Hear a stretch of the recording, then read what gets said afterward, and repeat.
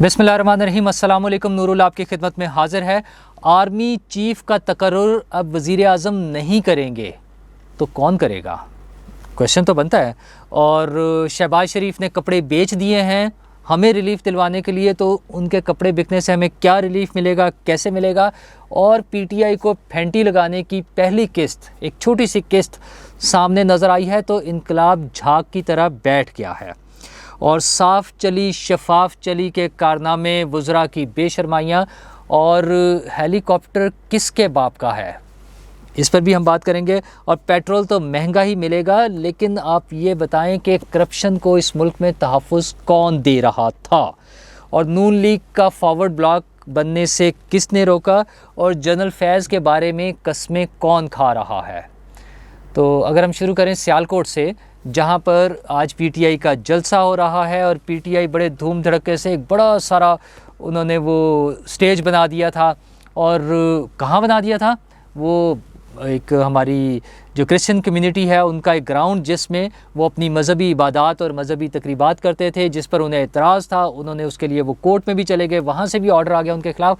लेकिन पीटीआई बज़िद थी कि हम तो इनकलाब लाने के लिए निकले हैं और हम लड़ेंगे, मरेंगे, डट जाएंगे, हमें जानों की भी फ़िक्र नहीं है। वो जो उनके लोग बता रहे थे ना कि जान तो, वो तो खैर वो साहब दूसरे हैं जो जिन्होंने जान अल्लाह को देनी थी, वो बार बार सब ने ही अल्लाह को जान देनी है। लेकिन वो जिस ज़ोर शोर से तकरार करते थे, इस बात का इसरार फरमाते थे, लोगों को तकरीर करके सुनाते थे, वो तो गायब हैं, थोड़ा सा गायब हैं। तो वहाँ पे जलसे के लिए खूब तैयारियाँ हो रही थी, लेकिन हुकूमत ने बताया कि यहाँ नहीं हो सकता। ज़िले एडमिनिस्ट्रेशन ने बताया, पीटीआई अड़ गई कि नहीं जी हमने तो यही करना है। फिर वो जो कल बात हो रही थी कि लंदन में डिसीजन हुआ है कि इनको खींचे, अगर ये कानून के ख़िलाफ़ कोई कार्रवाई करते हैं, कोई कानून के ख़िलाफ़ हरकत करते हैं और शरपसंदी का मुज़ाहरा करते हैं, आइन और कानून को नहीं मानते और फ़साद की धमकी देते हैं, तो फिर इनसे पूरी तरह से निपटे। तो राना सनाउल्लाह साहब तो अभी नहीं पहुँचे थे, लेकिन वो एक छोटी सी झलक ऐसे आई कि उन्होंने इस पे एक तरह से क्रैक डाउन किया, और इनके कुछ 5-7 जो मेन लोग थे, 4 या 5, वो गिरफ़्तार हो गए। बस इतनी सी बात थी। फिर पीटीआई का मूड चेंज हो गया और वो जलसागाह भी तब्दील हो गया। जो उन्हें कल से कहा जा रहा था, रात भी मुज़ाकरात होते रहे कि भाई अपना जलसागाह तब्दील कर लें, लेकिन वो तो मानने को तैयार ही नहीं थे, सुनने को तैयार नहीं थे। उनका ख्याल था कि वो, उन्हें पता नहीं किस किस की सपोर्ट हासिल है और वो पब्लिक किस तरह से उनके पीछे आई हुई है कि जो वो कहेंगे, जो उनके मुंह से निकलेगा वो पूरा होता जाएगा। लेकिन ऐसा नहीं होता। और इवन सियासत के मैदान में भी आपको किसी तरीके से चलना पड़ता है। हाँ, कुछ मोमेंट्स इस स्टेज पर पहुंच जाती हैं जहां अवाम का प्रेशर बहुत बढ़ जाता है, लेकिन हमारे मुल्क में तो ऐसा सीन भी नहीं है। अभी तो वो उनके साथ वो लोग भी नहीं उस तरह से नज़र आ रहे हैं। तो खान साहब किन हवाओं में हैं। बहरहाल उनकी पार्टी के लोगों ने कोशिश की शोर मचाने की, उछलने कूदने की, लेकिन वो सारा कुछ वो झाग की तरह बैठ गया वो इनकलाब, और फिर तब्दील हो गए मामलात। अब वो अल्टरनेट जगह पे, जहाँ पर हुकूमत भी उन्हें कह रही थी जलसा कर ले, वो उस पर आ गए हैं और अब वो वहाँ पे जलसा करेंगे। और जलसे में एक तो उनकी रूटीन की तकरीरें होंगी, साथ उन्होंने कहा आज रात जलसे के बाद निकलें और पूरे मुल्क में एहतजाज करें, लोगों को बताएं कि हमारे साथ क्या हुआ है। भाई क्या हुआ है? आप एक ऐसी जगह पे जलसा करना चाह रहे थे जो आपकी प्रॉपर्टी नहीं थी, ए, और बी, वो हुकूमत की प्रॉपर्टी नहीं थी, यानी पब्लिक प्रॉपर्टी नहीं थी, वो किसी एक ख़ास कम्यूनिटी की कुछ लोगों की अपनी प्रॉपर्टी थी, और उनका उसके साथ एक मज़हबी तकद्दुस एसोसिएट था। तो वो नहीं चाहते थे कि वहाँ पे जलसा हो, तो बस वो नहीं हो सकता था। तो आप अपनी तमीज़ से आप कोई और जगह ले ले, और फिर उसी पर आना पड़ा। तो एक तो उन्होंने फरमा दिया कि एहतजाज करें रात को। दूसरा, तकरीरों के अलावा उनकी कुछ ऑडियो लीक्स भी आ गई हैं इमरान खान साहब की। अभी एक तो वीडियो भी आनी है ना, जिसका शोर सुनते थे बड़ा, तो वो क्या क्या आनी है वो तो एक बात की बात है, लेकिन ये तो ऑडियो लीक्स ताज़ा तरीन है। कल उन्होंने अपने सहाफ़ी, जो ख़ास उनके सहाफ़ी हैं, जो उनके दोस्त, उनके साथ मुलाकात की और गैर रस्मी सी गुफ्तगू की। अच्छा, वो अब ये कहा जा रहा है कि वो ऑफ़ द रिकॉर्ड गुफ्तगू थी, जो ख़ावर घुमन साहब ने ट्वीट भी किया कि वो ऑफ़ द रिकॉर्ड थी। लेकिन और अच्छा, वो दोस्त कौन थे उनके सारे?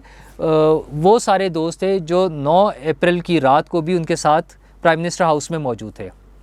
यानी आप अंदाज़ा लगा सकते हैं कि वो बहुत ही ख़ास, बहुत करीबी लोग जो हैं वो उनके साथ थे।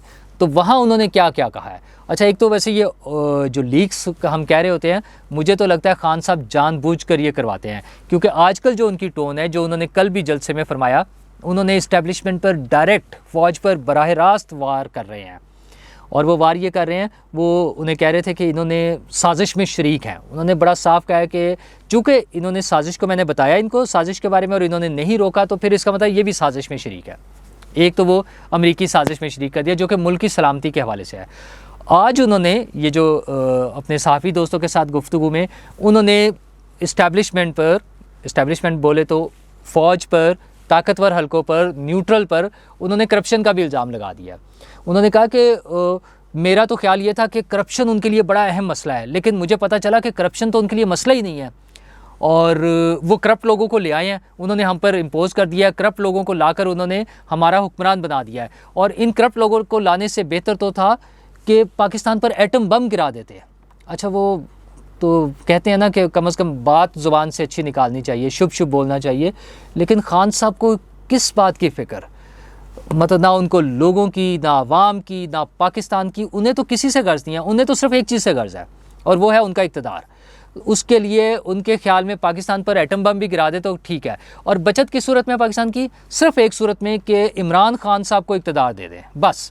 پھر سب کچھ، پھر راوی چین ہی چین لکھے گا، اور پھر دودھ اور شہد کی نہریں بہہ رہی ہوں گی، اور پھر سب محب وطن بھی ہوں گے، اور پھر غلامی کی زنجیریں ٹوٹ جائیں گی، اور پھر سب آزاد ہو جائیں گے، بس. اور پھر میں وہ جو ان کا مذہبی ایک وہ ہے اس پہ بیانیے پہ نہیں جانا چاہ رہا، لیکن ان کا مقصد صرف یہ ہے کہ ان کو وزیر اعظم یعنی عمران خان کو وزیر اعظم بنا دے تو سب کچھ جائز ہے. اچھا، ساتھ انہوں نے اور کیا کہا؟ انہوں نے کہا کہ میں تو لوگوں کو پکڑنا چاہ رہا تھا، ان کے کیسز بھی تھے، میرے پاس ثبوت تھے، لیکن وہ روک دیتے تھے، وہ منع کر دیتے تھے. یار مطلب آپ، اچھا یہ آپ کو 3.5 سال بعد آج بتانا یاد آ رہا ہے. اور پھر ساتھ ہی کہتے ہیں کہ میرا تو آخری دن تک تعلقات بہت اچھے تھے، اور وہ عثمان بزدار کو ہٹانا چاہ رہے تھے، اور میں نہیں ہٹانا چاہ رہا تھا. اچھا، بار بار کہتے کہ میں نے تو اس کو وہ رکھا تھا سبسٹیٹیوٹ کے طور پہ، ایک عارضی سا بندوبست کیا تھا. میں تو ان کو بھی بنانا چاہ رہا تھا، پہلے شاہ محمود قریشی کو، پھر علیم خان صاحب کو. اچھا، علیم خان صاحب بھی حالانکہ عمران خان کے بقول چور ہے، ڈاکو ہے، پیسے لوٹ رہے ہیں نا اس ملک کے، لیکن وہ انہیں وزیر اعلیٰ بھی بنانا چاہ رہے تھے. تو عمران خان صاحب کی سائنس یہ ہے کہ وہ جو کوشش کر رہے تھے نا چوروں کو پکڑنے کی، وہ وہاں سے ان کو رکوا لیتے تھے. پھر انہوں نے کہا کہ نون لیگ کے کوئی 20-30 MNAs ہمارے ساتھ مل کے فارورڈ بلاک بنانا چاہ رہے تھے، اور وہ بن جاتا تو نون لیگ ختم ہو جاتی. اچھا، تو نون لیگ ختم کیوں نہیں ہوئی؟ کیونکہ انہوں نے جو ہے وہ ان کو منع کر دیا، MNAs کو، یعنی اسٹیبلشمنٹ نے، یعنی فوج نے ان MNAs کو منع کر دیا فارورڈ بلاک بنانے سے اور PTI کے ساتھ ملنے سے. یعنی فوج سیاست کر رہی تھی عمران خان صاحب کے بقول. اچھا، اور ساتھ ہی انہوں نے کہا، مطلب قسمیں کھانے پر آ گئے ہیں کہ میں اللہ کو حاضر ناظر جان کے، اللہ کو گواہ بنا کر کہتا ہوں کہ میں نے تو کبھی فیض حمید صاحب کو، جنرل فیض حمید صاحب کو آرمی چیف بنانے کا سوچا ہی نہیں. اچھا، وہ قسمیں کھا رہے ہیں ان کی، اور ساتھ بتا رہے ہیں کہ میں انہیں اس لیے رکھنا چاہتا تھا سردیوں تک کہ ایک تو افغانستان کا ایشو تھا. اچھا، افغانستان کے ایشو میں کون سی ایسی چیز تھی آج تک ٹل ٹو ڈیٹ ان کے جانے کے بعد سے یا ان کے پیریڈ میں جو ان کو سمجھ آتی ہے کہ اس میں کوئی چینج آ گئی ہے؟ کوئی بھی نہیں. تو دوسرا ایلیمنٹ وہ یہ بتاتے ہیں کہ میں ان کے ذریعے، فیض حمید کے ذریعے اپنی حکومت کا جو سیاسی حکومت کو بچانا چاہ رہا تھا، بچا سکتا تھا، اور وہ جو دوسری پارٹیاں تھیں، اپوزیشن کی پارٹیاں تھیں، یعنی وہ ان کو کنٹرول کر سکتے تھے. یعنی عمران خان صاحب کے بقول فیض حمید صاحب ان کے لیے ایک پولیٹیکل رول ادا کر رہے تھے، اور وہ سیاسی جماعتوں کو مینیج کر رہے تھے یا ان کو روک رہے تھے. خان صاحب کیا چاہتے ہیں؟ مطلب وہ دوستی تو نہیں، وہ میرا خیال ہے نہ صرف جنرل فیض حمید سے بلکہ وہ پوری فوج سے باقاعدہ دشمنی کر رہے ہیں. وہ جب انہیں غدار قرار دے رہے ہیں اور آج انہیں کرپٹ قرار دے رہے ہیں، تو فوج میں تو ان کے لیے، فوجی جوانوں میں، فوجی افسروں میں ان کے لیے اچھی وہ تھی، ہمدردی تھی، لیکن وہ اس کو بھی ختم کرنا چاہ رہے ہیں. اور لوگوں میں اب وہ یہ کوشش کر رہے ہیں کہ سویلینز میں ان کے خلاف نفرت پیدا ہو کہ انہوں نے یہ جو اتنے غلط کام کر دیے جس کی وجہ سے خان صاحب کو پرابلم آ رہی ہے. خان صاحب پریشان ہے، اور خان صاحب کا جو مشن تھا اس ملک کو ترقی دلانے کا اور اس ملک کو پتہ نہیں کہاں پہنچانے کا، جو آج انہوں نے بتا بھی دیا کہ اگر ان کو حکومت نہیں مل رہی تو پھر تو چاہے ایٹم بم گرا دیں اس ملک پہ، یعنی ختم ہو جائے، ملیا میٹ ہو جائے، تباہ و برباد ہو جائے. انہیں کوئی فکر نہیں ہے، انہیں فکر تھی صرف اپنی اس کی حکومت کی کہ مجھے حکومت کسی طرح سے مل جائے تو پھر سارے کام ٹھیک ہیں. اور ان کی حکومت کے تو جو ان کے رونے دھونے ہیں اور جو ان کے کوششیں ہیں اس حکومت کے خلاف، تو دوسری سائڈ پہ حکومت کیا کر رہی ہے؟ جو آج کی حکومت ہے لندن سے جو فیصلے کل ہم نے سنے تھے اس کے ساتھ ایک اور نئی شنید آ رہی ہے. اچھا یہ بالکل لنک اس کے ساتھ اس طرح سے بن رہا ہے کہ یہ جو فیض حمید کو آرمی چیف بنانے کی باتیں ہو رہی ہیں, تو اب ایک خبر یہ بھی آ رہی ہے, ابھی مصدقہ نہیں ہے, کہ حکومت یہ پلان کر رہی ہے کہ آرمی چیف کا تقرر جو ہے وہ میرٹ کی بنیاد پہ کر دیا جائے, جیسے چیف جسٹس آف پاکستان کا ہوتا ہے کہ پہلے سے ہمیں پتہ ہے سینیورٹی لسٹ میں کون کون ہے اور ان کی ڈیٹ آف ریٹائرمنٹ کیا ہے, تو اس کے مطابق کس کس نے بننا ہے اور وہ کتنے دیر رہیں گے. یہ ایک ڈیسائیڈڈ فارمولا ہے, تو اس میں تقرری کی کسی کی ضرورت ہی نہیں ہے کہ پرائم منسٹر نے کچھ کرنا ہے یا پریزیڈنٹ نے کرنا ہے یا کسی کا کوئی رول نہیں ہے, وہ ایک سسٹم کے مطابق اس میں ہو جائے گا. تو اب یہ بات سننے میں آ رہی ہے کہ آرمی چیف کا تقرر اس میرٹ کی بنیاد پہ, ان کی سینیورٹی کے بنیاد پہ کر دیا جائے. اچھا ویسے یہ بہت اچھی بات ہے کہ یہ جو کنٹروورسی ہے وہ ختم ہو جائے گی ہمیشہ کے لیے, کہ میں نے یعنی بطور پرائم منسٹر ایک شخص نے اپنی مرضی کا بندہ پک کرنا ہے, وہ کبھی شور مچتا ہے کہ 7ویں نمبر والے کو لے آئے ہیں, کبھی 4تھے نمبر والے کو, کبھی 2سرے نمبر والے کو, تو ایک بڑا سسٹم کلیئر, صاف اور شفاف بن جائے گا. اچھا آرمی میں آلریڈی جو ان کا پروموشنز کا سسٹم ہے وہ بڑا ٹرانسپیرنٹ ہے, تو جو لوگ جنرلز بنتے ہیں ظاہر ہے وہ اپنی قابلیت کی بنیاد پہ جو ان کے میرٹس ہوں گے اس کے مطابق ہی بنتے ہوں گے نا, اور پھر اس میں جو سینئر ہوگا اس کو موقع مل جائے گا. تو یہ جھنجھٹ جو ہیں, یہ جو جھگڑے ہیں, جو اختلافات ہیں, جو پریشانی ہے کہ کس کو بنانا ہے, کون بنے گا, فلاں, مطلب وہ جو عمران خان صاحب نے جو سیاست کی ہے نا, اس طرح کی سیاست, اور اس سے پہلے بھی ہوتی رہی ہیں چیزیں, یہ آئندہ سے نہیں ہو سکے گی اگر یہ بنا لیتے ہیں. تو حکومت کی طرف سے اگر ایسی کوئی پروپوزل ہے اور اس پہ وہ سوچ رہے ہیں قانون سازی کے حوالے سے تو بہت اچھی بات ہے, لیکن یہ باتیں بھی سامنے نہیں آ رہی ہیں, بڑی خفیہ سی ہیں. آج جب رانا ثناء اللہ صاحب سے بات ہو رہی تھی ٹی وی پر, جیو پر ان کا انٹرویو چل رہا تھا, تو انہیں پوچھا کہ وہاں پر کیا فیصلے ہوئے ہیں, اور سنا ہے کہ وہ بڑے خفیہ ہیں اور اس کے لیے حلف لیا گیا ہے سب لوگوں سے کہ وہ باہر جا کے بات نہیں کریں گے. تو رانا صاحب نے کہا کہ نہیں, وہ تو ایسے موقع پر ویسے ہی خفیہ ہوتے ہیں, کوئی جا کے بات نہیں کرتا. مگر انہوں نے حلف کو بھی ڈینائی نہیں کیا کھل کر, اور اس کا مطلب وہاں پر کوئی اہم فیصلے ہو رہے ہیں جو کہ ہم کل سے ڈسکس کر رہے ہیں. حکومت نے کیسے مینیج کرنا ہے اپوزیشن کو, اکانومی کے حوالے سے کیا کرنا ہے, یہ ساری چیزوں پہ بات ہو رہی تھی. اب یہ آرمی چیف والی بات بھی سامنے آئی ہے کہ شاید اس حوالے سے بھی بات ہو رہی ہے کہ کیسے نیا آرمی چیف کا تقرر کیسے ہوگا. تو اس کا مطلب یہ ہے کہ وزیر اعظم کے پاس پھر یہ اختیار نہیں ہوگا, اور ویسے تو اختیار سے زیادہ وزیر اعظم اس جھنجھٹ سے آزاد ہو جائے گا, اس برڈن سے, اس پریشر سے آزاد ہو جائے گا کہ اس نے بنانا ہے اور کس کو بنانا ہے. ایک میرٹ کے مطابق, ایک سسٹم کے مطابق بن جائیں گے, یہ کام ہو جائے گا. اور دوسرا حکومت کا جو رویہ نظر آ رہا ہے وہ بڑا عجیب سا ہے کہ رانا ثناء اللہ صاحب تو نئے الیکشن اور اس کے بارے میں واضح موقف نہیں ہے, لیکن مریم نواز صاحبہ نے جو 2 دن پہلے کہا تھا کہ الیکشن جلدی بھی ہو سکتے ہیں یا ہو جانے چاہیے, تو آج مریم اورنگزیب صاحبہ نے کہا کہ نہیں الیکشن کوئی نہیں ہونے. انہوں نے کہا کہ حکومت اپنی مدت پوری کرے گی, یعنی الیکشن کی ہمیں کوئی جلدی نہیں ہے اور کوئی پلان نہیں ہے. اور ساتھ ہی وہ ڈرا رہی ہیں کہ پیٹرول مہنگا ہوگا. وہ کس طرح ڈرا رہی ہیں؟ وہ کہہ رہی ہیں کہ پچھلی حکومت نے غیر آئینی طور پر پیٹرول سستا کیا. اچھا اب یہ بات سمجھ سے بالا تر ہے کہ عوام کو ریلیف دینا غیر آئینی یا غیر قانونی کیسے ہو جاتا ہے. یہی الزام پی ٹی آئی والے نون لیگ پر لگاتے تھے کہ نون لیگ نے آرٹیفیشل طریقے سے چیزوں کی قیمتوں کو روکا ہوا تھا. بھئی عوام کو تو ایک سہولت مل رہی ہے نا, عوام تو چاہتی ہے انہیں سہولت ملے, اور حکومتوں کا کام ہوتا ہے عوام کو ریلیف دینا, حکومتوں کا ہی کام ہوتا ہے نا, تو حکومت نے ریلیف دینا ہے. لیکن وہ کہتے تھے نہیں, انہوں نے آرٹیفیشل طریقے سے روکا ہوا تھا مہنگائی کو, ہم جو جینون طریقے سے مہنگائی بڑھا کے دکھائیں گے. عجیب مذاق تھا. تو آج نون لیگ کے کچھ لوگ یہی باتیں کر رہے ہیں کہ وہ غیر قانونی طور پہ انہوں نے روکا ہوا تھا, وہ کہہ رہے ہیں کہ اب ہم قانونی طور پہ جو ہے وہ قیمتیں بڑھا کر دکھائیں گے. اس طرح سے نہیں ہونا چاہیے, حکومت کو چاہیے کہ اس کا کوئی حل نکالے, لوگوں کو ریلیف دے. لوگوں کو ریلیف دینا ضروری ہے.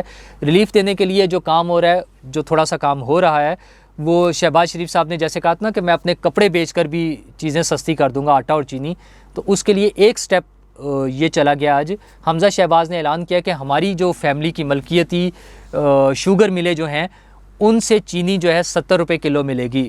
آبویسلی وہ اس کو یوٹیلیٹی سٹورز کو دیں گے اور وہاں سے پھر لوگوں کو ملے گی. تو انہوں نے یہ اعلان کیا ہے.